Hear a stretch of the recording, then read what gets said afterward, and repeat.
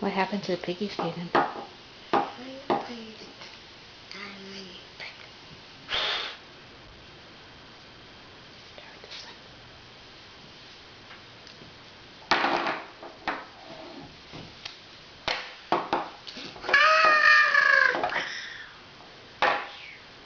And what happened to the piggy? A ball.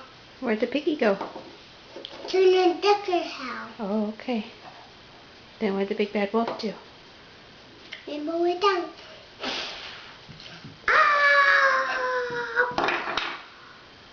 And what happened to those piggies? A ball. And then where'd they go?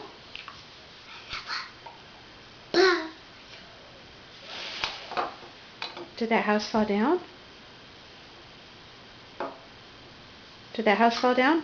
I got to put a brick off. That's okay. Did that house fall down when the wolf huffed and puffed?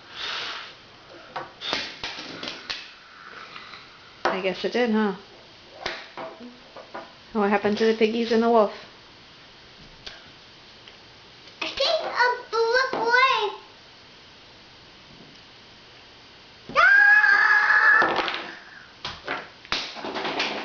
And knocked him down. They knocked him down.